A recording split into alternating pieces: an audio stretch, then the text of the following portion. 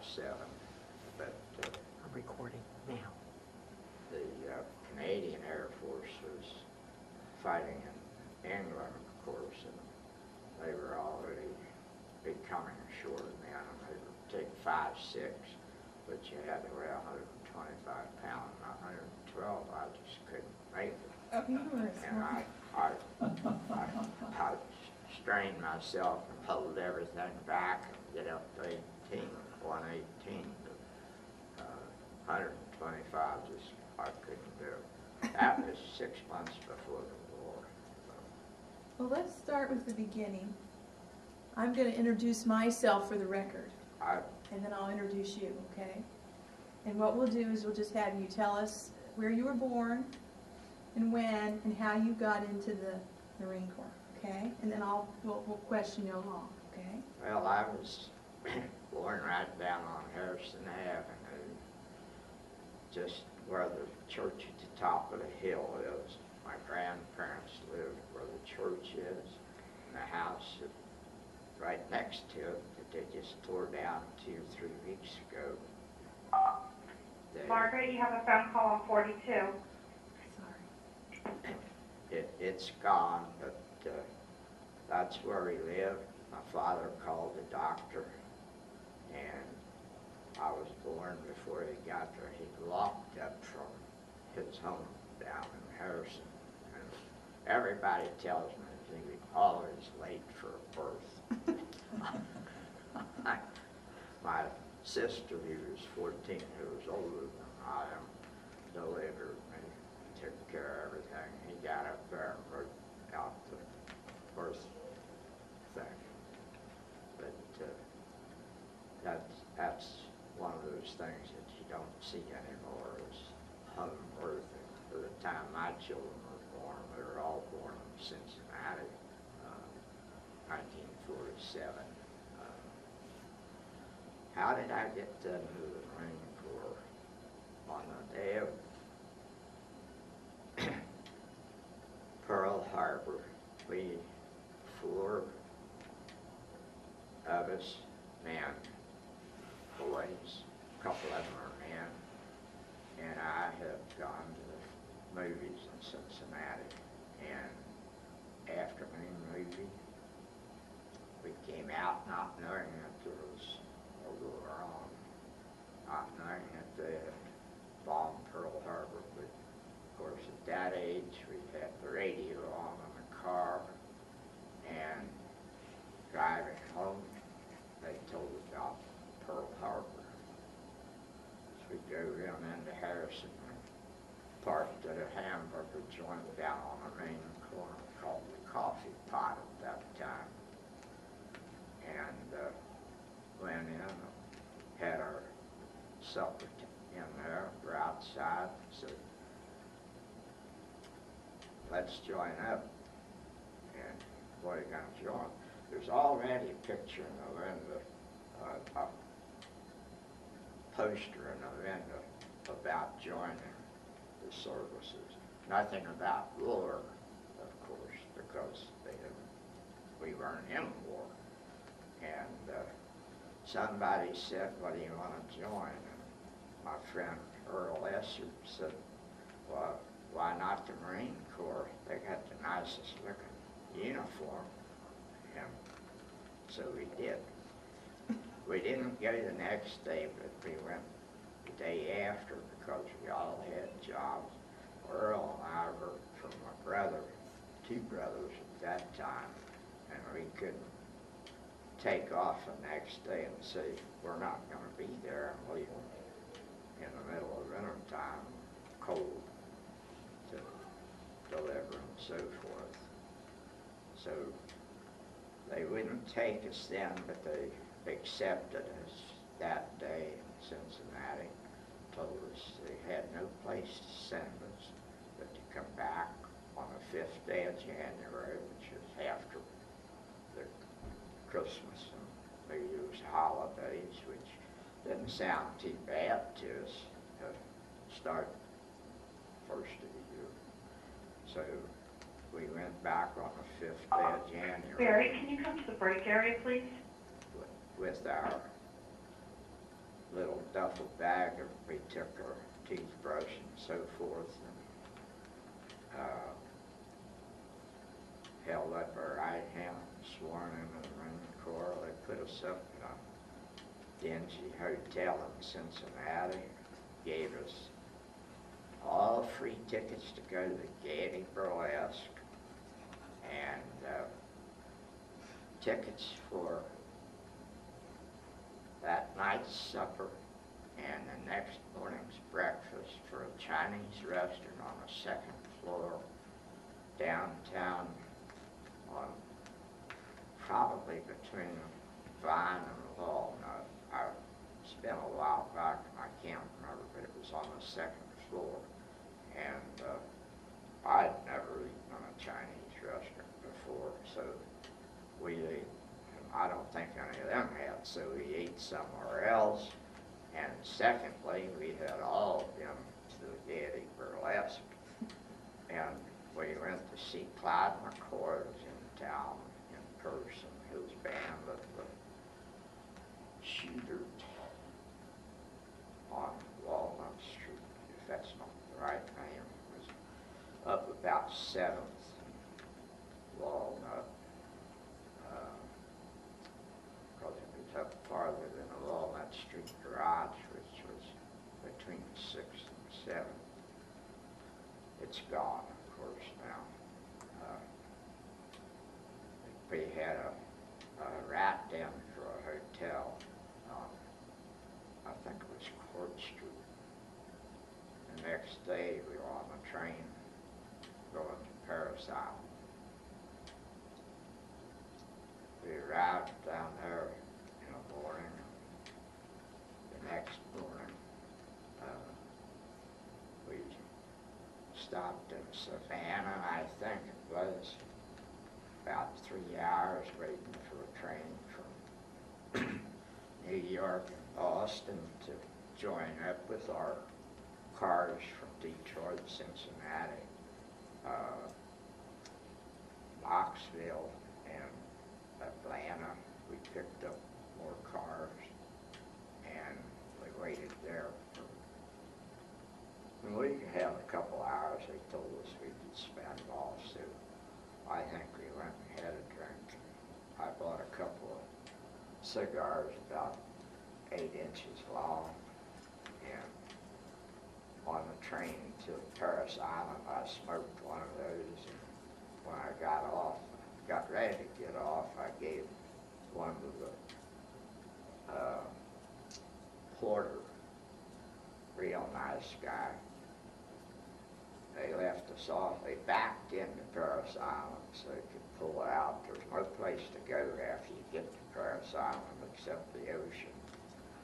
And when they pulled out, there was a porter on the last car standing there smoking a cigar. Our boot camp was very short and sweet. We got there on this morning of the 7th of January. On the 8th day of February, we were in North Carolina at a camp they called New River. So exactly how many days of boot camp we had, I couldn't say. We had days to get shots, we had a day to get clothes, or was that all done in one day? I have no idea. Maybe it was, maybe it wasn't. And we probably had a day or two waiting for the train to come, because you always had to wait for the train to come wherever you went. They weren't there waiting for you. But on 1 month and a day, we were in Paris Island, and it wasn't 1 month and a day. But we got there on the 7th, and on the 8th we were at New River, North Carolina. We had no officers and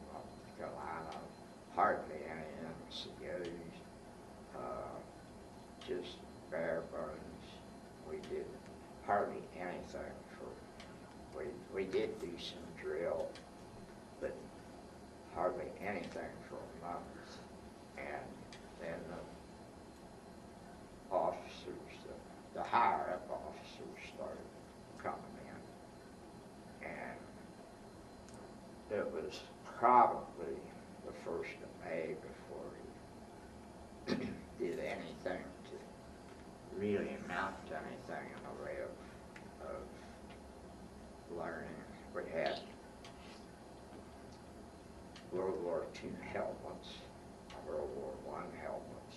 We had no World War II helmets until almost time that we went overseas. There just wasn't anybody there.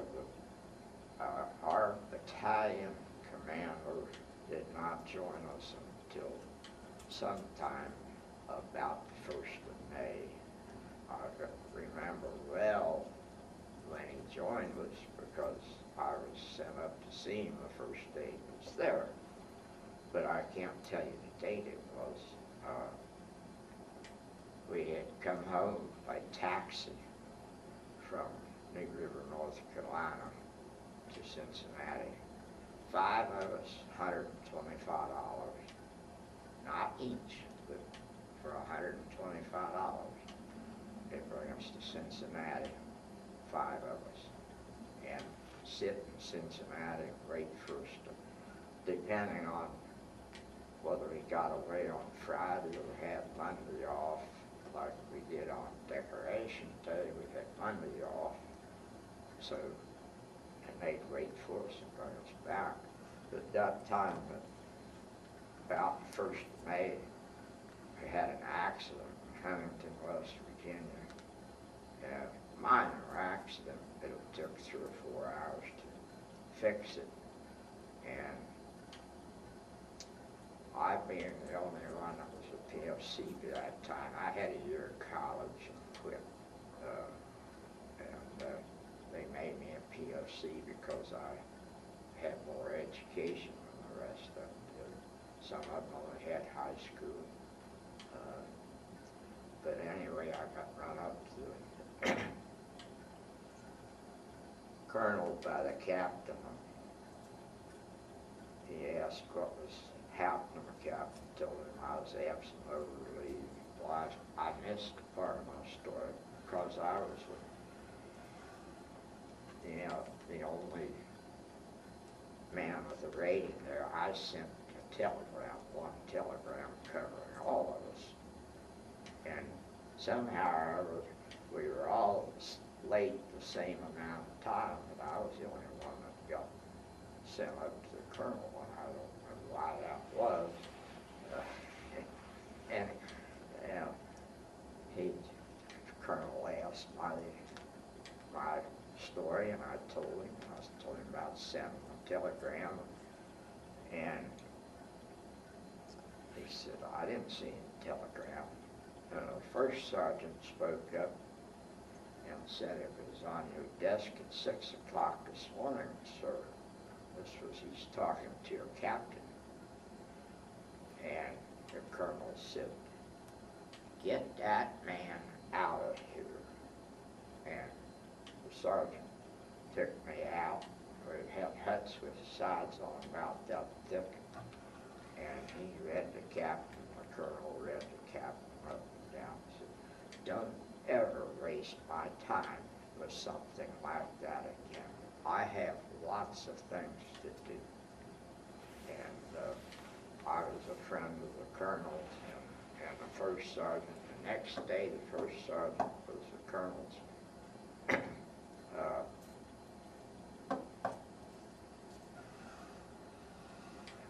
The battalion sergeant major, I don't say these words every day. He chose him for his sergeant major, took him away from our company, and he stayed there for 3 years as the battalion sergeant major. But I was a friend of his forever, and a lot of the captains. We went to the coast. We were probably 15 or 20 miles from the coast. We went to the coast by truck one day to practice landings or getting on and off the ship by cargo net. And something happened. The boats weren't there. There were no ships there. There was a mock-up, as you call it, made out of telephone poles and so forth. And they had the cargo nets on them. But we got delayed from that, and then somebody else, another battalion, was having a live fire exercise, caught the forest on fire, and we had to fight the forest fire for about 8 days, and that was the end of our training.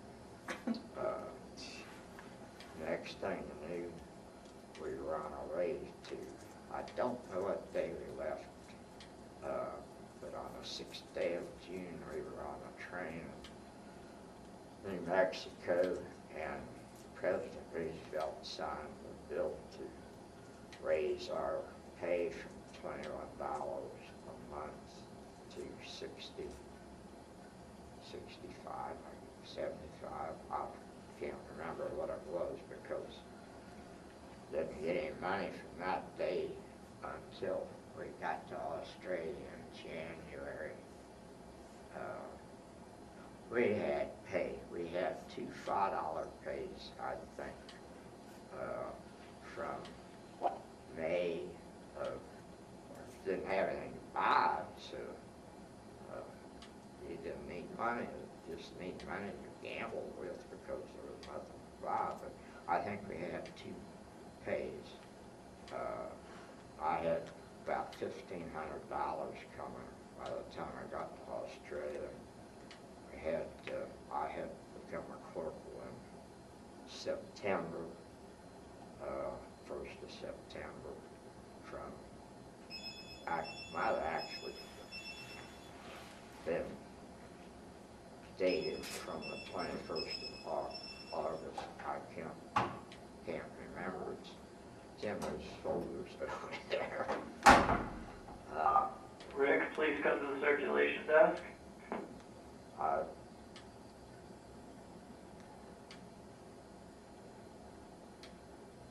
got to San Francisco probably about the 10th.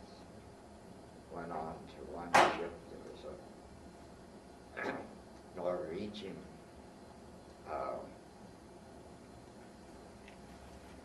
fancy, very fancy ship that was being made into troop transport. We stayed on it. Oh, it had banisters on it that wide, but man, you could have slid on them forever. and wonderful galley that was made for the people that paid $5,000 to cross the ocean. I can't remember whether it was a Comes Home or what that name was. Been on a lot of ships since then. But we were only on that a day, and then they moved us to a real troop transport, the George F. Elliott, which was truly a troop transport. Had the boats on for landing boats. It had 6 high bunks that turned up, and about that much room between them. Did you guys know where you were headed at this time, Al? Oh, no. Had no idea where we were headed. We left there the 22nd, I think, of June, and put to sea. We knew we were going southwest. If you had any idea what the sun and stars do, we knew we were going practically south for at least 13 days. We That Did you was- know you were gonna fight the Japanese at this Uh. point? Did you know you were gonna fight the Japanese? We knew we were going that direction, So you figured you were. because that was the only people in the Pacific. Right. Now after Pearl Harbor, was that a scary thought, thinking about those Japanese and they were slamming those planes into ships and they were kind of crazy? Were you guys worried about that? You didn't worry too much. If you worried, you'd have been on the sick bay. I don't know what you get that way done. We had a fellow from Cincinnati, Price Hill to be exact, who was seasick all the way to New Zealand, stayed on deck the whole time. We bring him up a little food, but he wouldn't eat it, or he wouldn't eat it when you were there.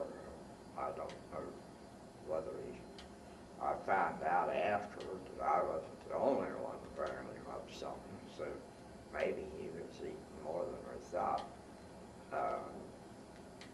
But I don't know of anybody that was real worried about it. They taught us how to man the guns that were on the ship and to become lookouts. And we had probably 8 other ships. There had to be 4 to carry the 1st Division of the 1 battalion to a ship, plus some small old destroyers, not as big as the ones that they were making at that time, but no big battleships.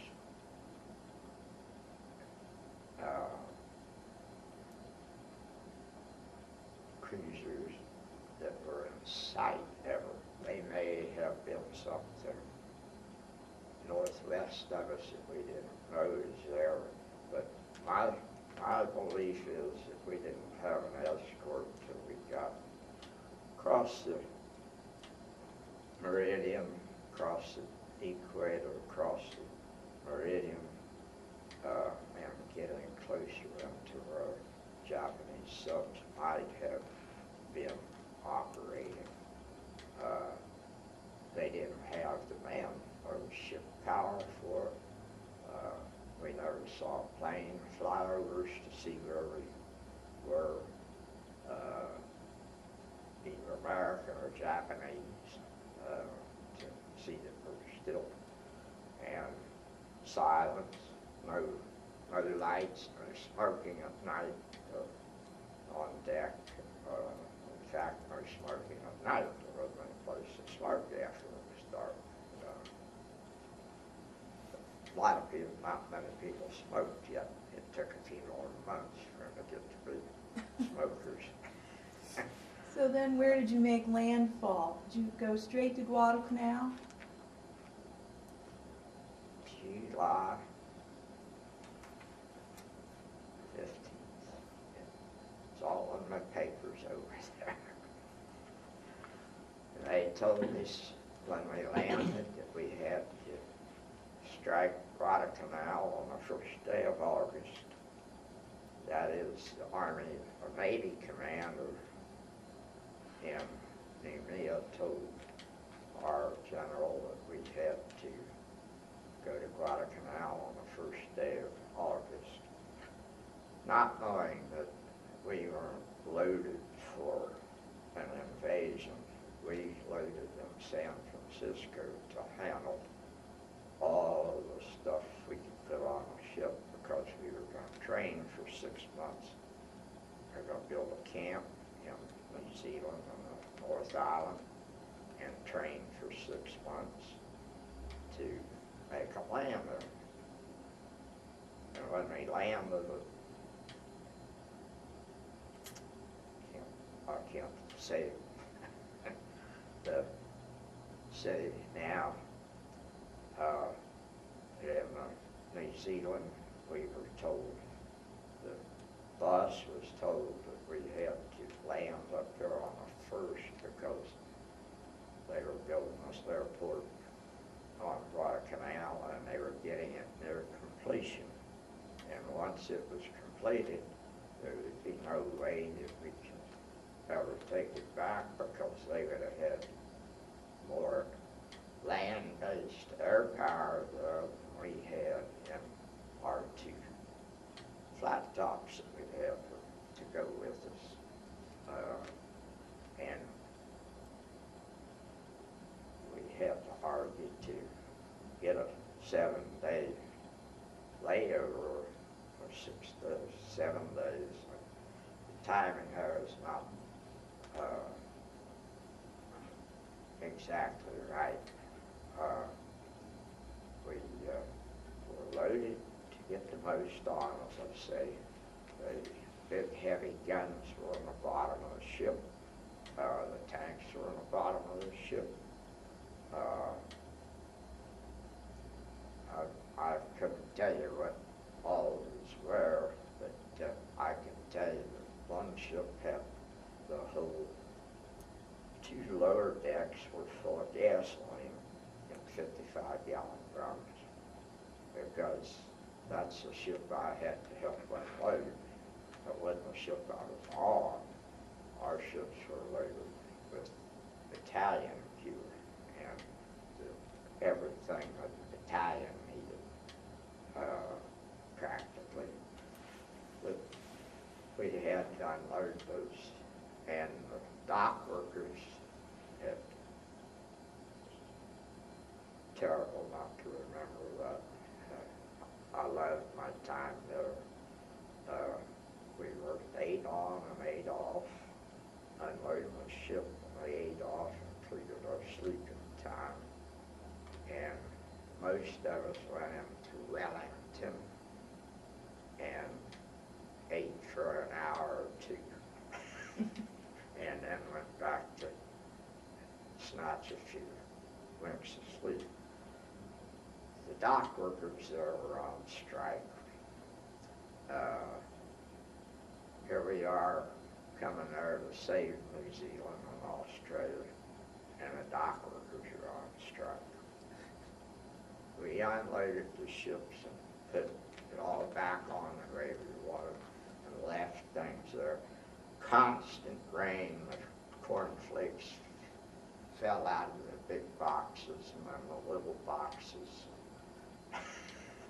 because we had to get them off and then put them back on later.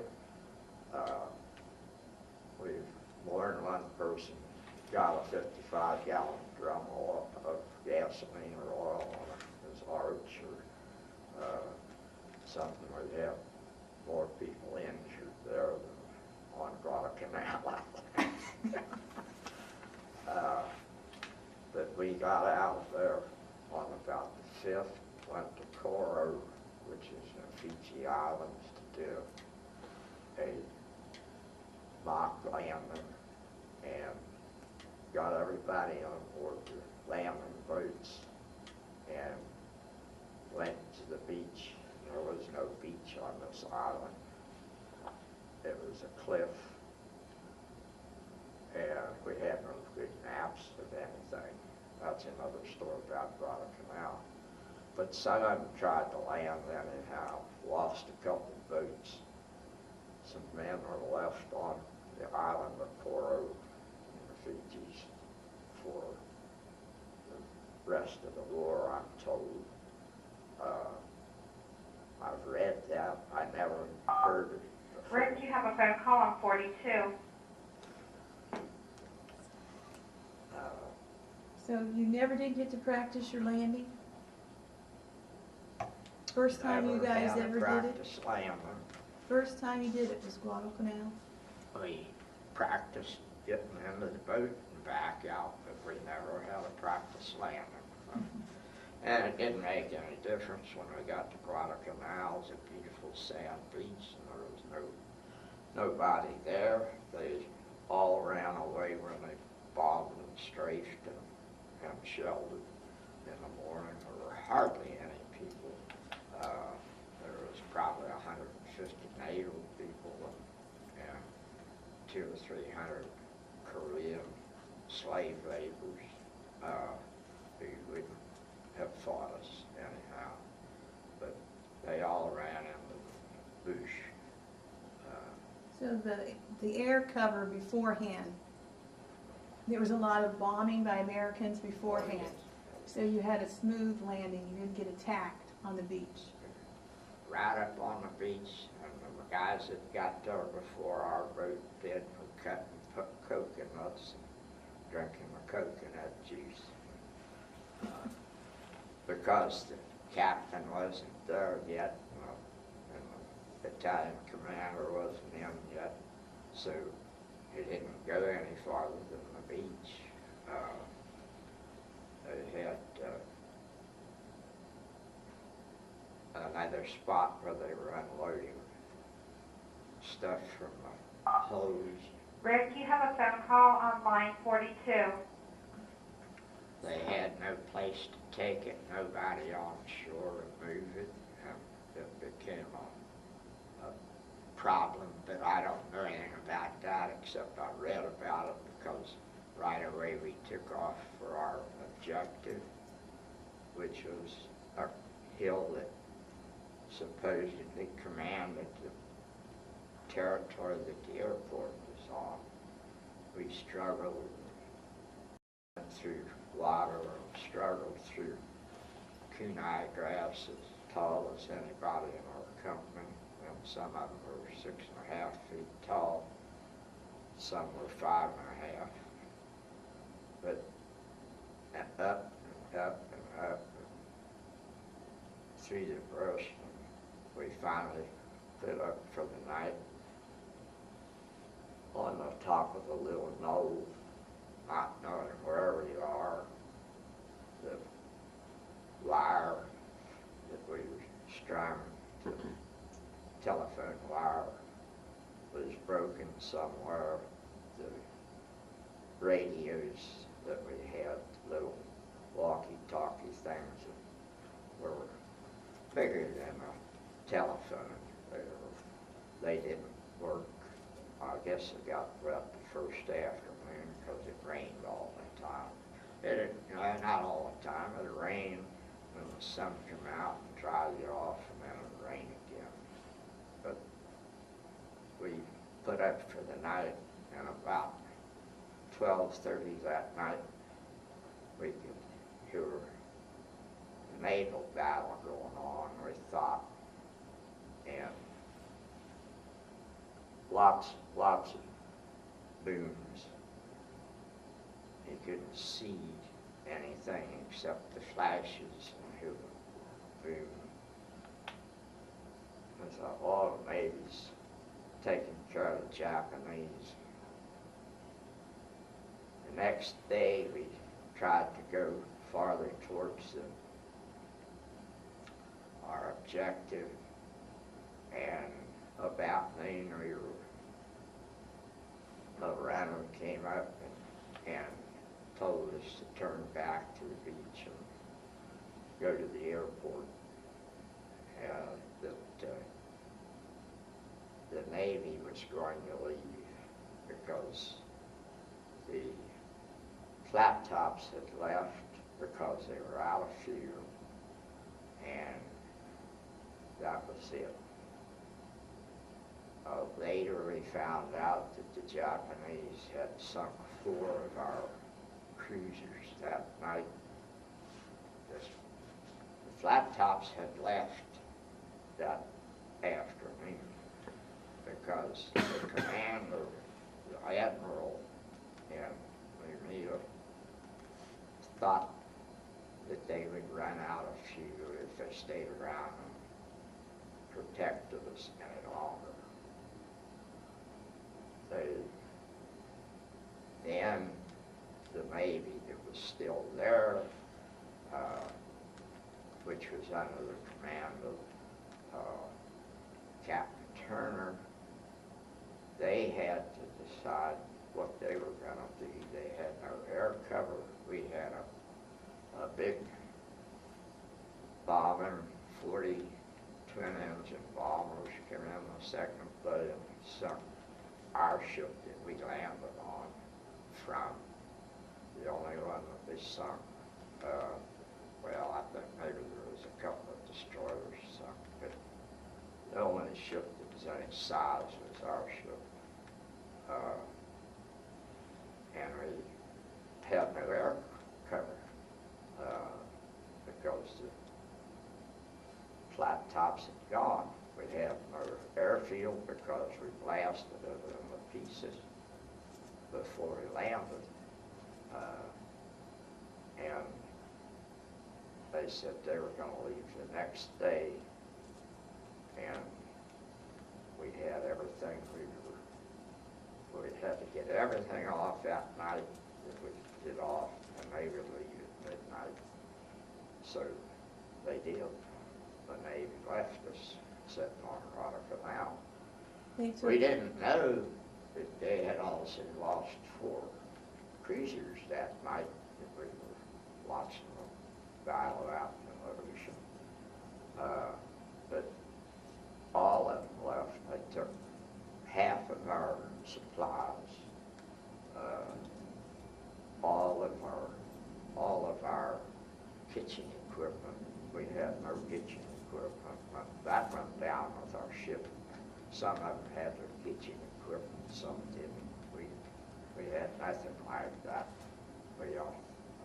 Each one of us only had what we were ashore with, and we only took a part of it, what they call the fighting pack. That's not the word. The packs in those days were 2 packs. You had one that's things you don't need if you're going to be fighting, and that's where you had all your good stuff. The top one had your blanket and a pair of, you took a pair of socks and a pair of underwear and your toothbrush, comb, your girlfriend's picture, or mother's picture. And that's what we landed with. That's what we wore until, that was the 7th day of August. That's what we wore until the 22nd day of December. My goodness. So you were on that island all that time with just that little bit of supplies until December 22nd? No. They brought supplies.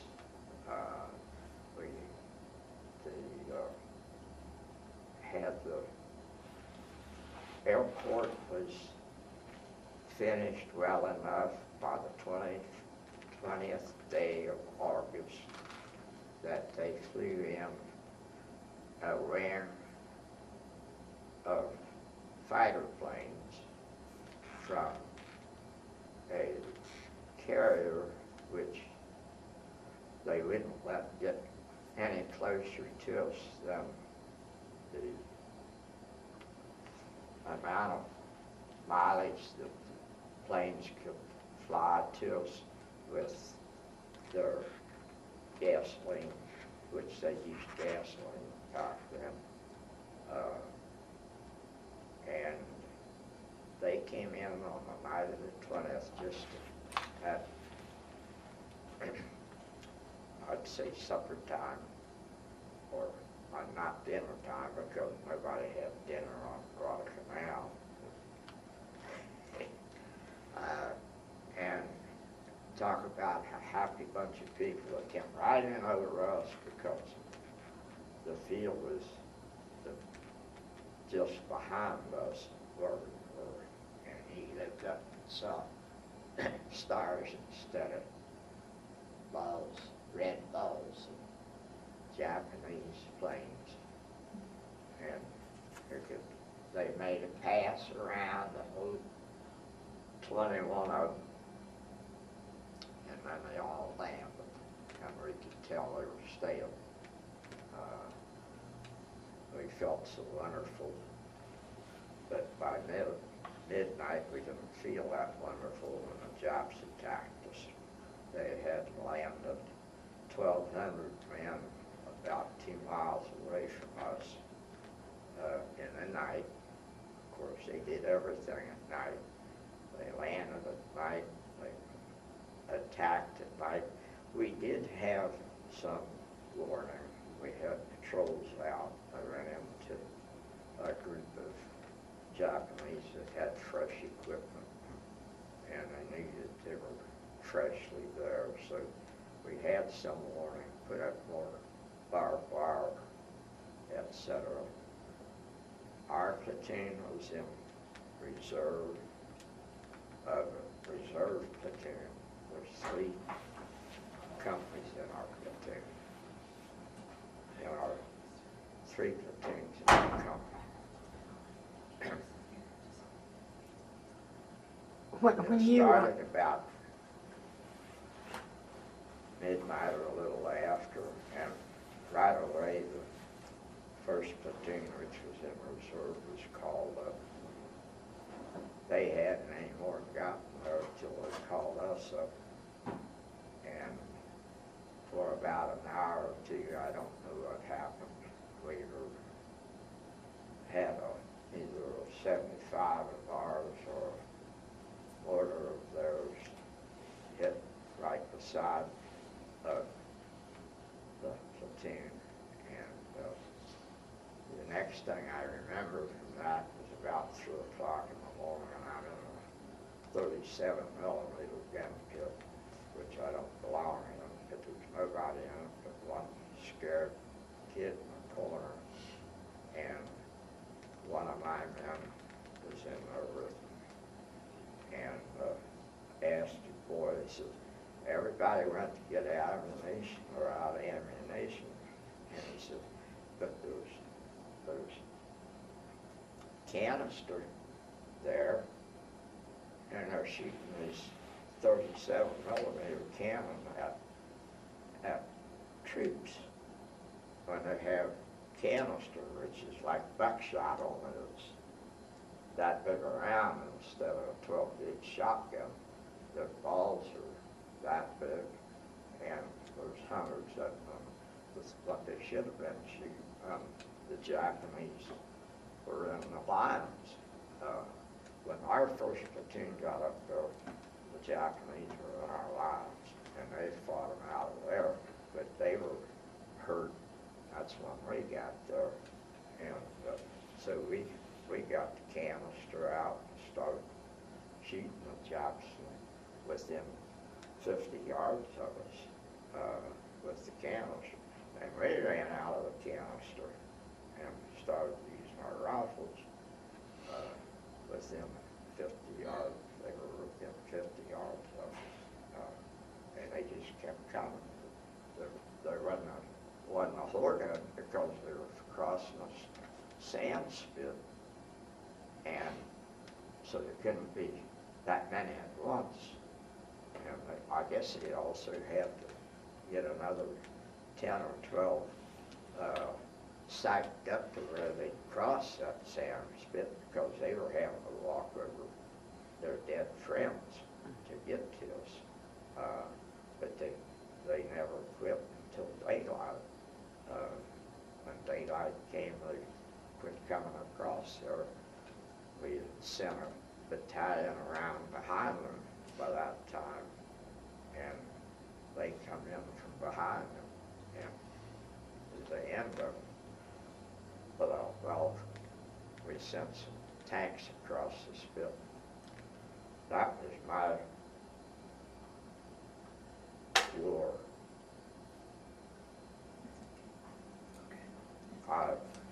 That's the end of it.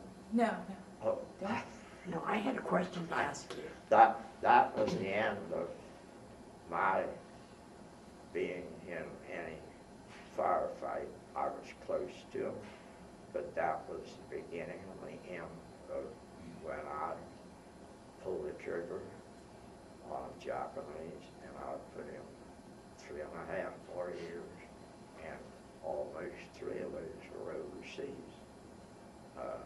I was within 50 yards of a firefight that there were 100 Japanese killed in.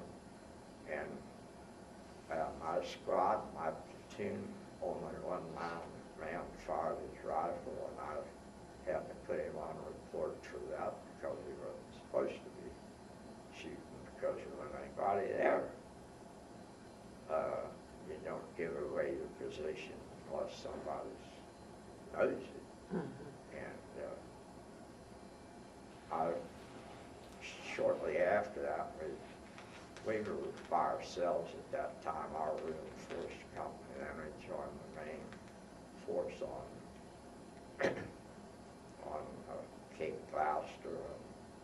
I was given a job of taking a patrol out for a week, and I could choose the people I took, and I didn't choose the boy who shot in the middle of the night when there wasn't anybody there.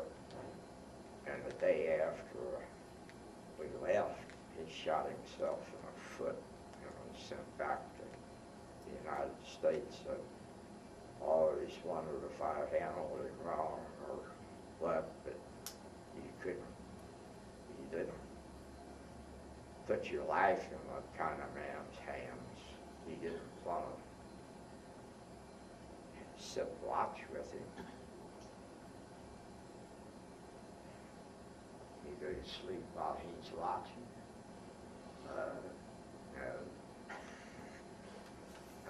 And I've never heard anything about him since, but he was had only joined us about 3 or 4 months before that. It wasn't one of the original guys, because they had to filter out a few that weren't up to it. How many of your people did you lose on Guadalcanal, Al? But How many? in my squad, we lost 4. I was not the squad leader. Lost the squad leader and 3 men of his fire team, which were the first 4 people in the squad, and the last 4 people were all 5'6", and they were all right. First 6 or 4 people in the squad were all 6 foot better, and they all died. So it was good to be short. The That platoon day. lost 14, the platoon lost 8, the company lost 14, and the battalion lost 34 killed. Probably 50 wounded, maybe. I never heard a figure on them wounded because it didn't make much difference. They went to there were very few that were wounded so bad that they didn't return to action. They took them to McNeil to a naval hospital. A very good friend of mine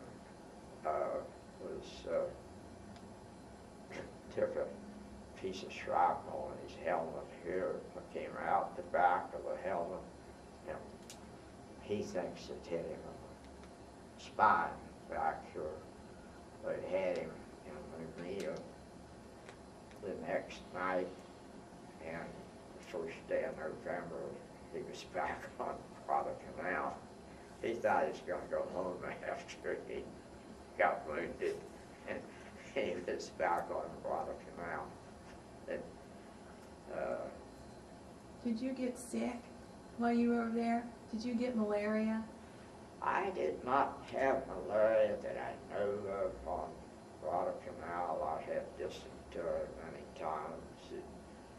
But the biggest problem of that was being on a patrol, and the patrol didn't stop because you had to stop. You fell out in the bushes, and the patrol went on unless they were just getting going. But once you got out away from things, they didn't stop. They left you there, and you caught up when you got done wiping or behind with leaves and things, because they had no meant to bring, we had no writing paper, I meant to bring a letter that I wrote to my sister on the inside of an envelope that my mother sent me a letter, and it's of course unfolded envelope. I wasn't smart enough to do that, but it played in my shelter house for a couple of days, and the wetness, it just opened up. And said, oh, I write somebody a letter on this. When you, And then we got a few sheets from the Red Cross probably in November, somewhere in that neighborhood. So you never got injured? You never got injured? No? I did, but I never went to sick bay with it. I didn't know it for 2 days. Shrapnel or a hot bullet went between my canteen and my right hip, and I didn't know it until I had a bath, probably the 3rd day afterward, before we ever relaxed enough or got off of the line enough to take a bath in a stagnant river. But washing it, I felt something on my hip, and I said, what's on my hip here? And I thought, I'm not looking at your hip. I said, no, come on. And he came over and he says, well, you got a scar there about that long. A scab, not a scar, a scab about that long. And when I put my pants back on, I saw the pocket and the liner was cut about that long. I put my canteen, I hadn't had my canteen, my belt off, cartridge belt off. My canteen was cut right straight across where the cover, the cloth cover, was cut just the same place. And said, you better go to sick bay and get you a purple heart. I said, I'm not going to anybody and tell them I got shot in the butt. when you crossed the equator, were you initiated? We had some people initiated, but he had 1,500 Marines, probably 100 Navy, and the time to do it, I can't remember whether they sprinkled all of us with water at once or but some guys got really hounded, and we also crossed the meridian, and that took another, but I don't know, and I took 3 more trips across the equator and the meridian, and I don't know that anybody ever did it on any of those trips. It's, you know, probably more Navy. If every time some new people got on a naval ship and they weren't carrying troops, it probably went through that. But then you had 1,000 men on a ship and 100 new guys, maybe. But if it got down and dirty, the sailors were well outnumbered on our ship. And maybe they hadn't been, but there was something that went on. But 60 years and a half ago, I can't. Now, last year, you and some of your other survivors of Guadalcanal went back, is that right, for a reunion? All of them went, all the 6 of us that went together.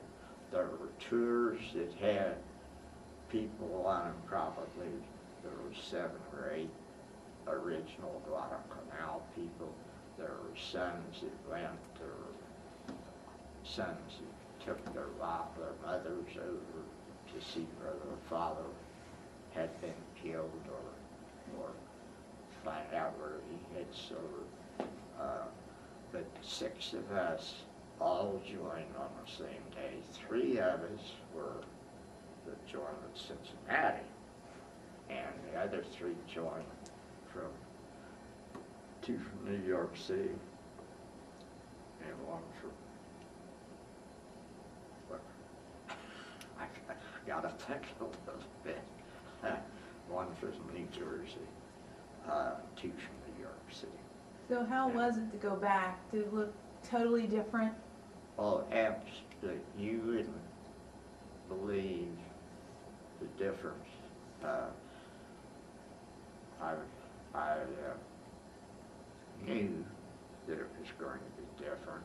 One of the fellows that was with us had been there in 1987, and he and another guy that went with us had been there 3 years ago with some different people, and pictures and a picture of the hotel that we're going to stay at. It's a lot different when you see bathrooms and all that stuff, dining room, dancing girls, and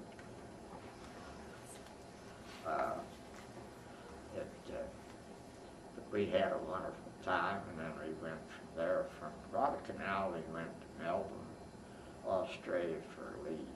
We were in very poor shape, very bad shape.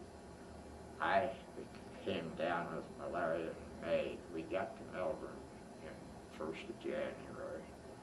I got malaria in May. I run out of money to buy whiskey with and started drinking beer and got malaria.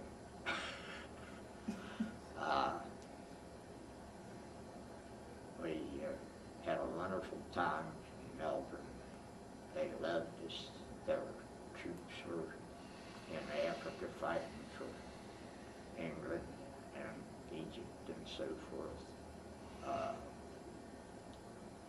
I visited a family of 4 girls, a family of 6, 4 of the girls, 16, 17, 23, and 27, and made it my home when I was on duty. It didn't matter who was there. If when I got there, I'd say, let's go here, let's go there, and one of them would go with me, or I'd just sit there in front of the fire. When I was there this past year in August, I wrote to a friend over there, and he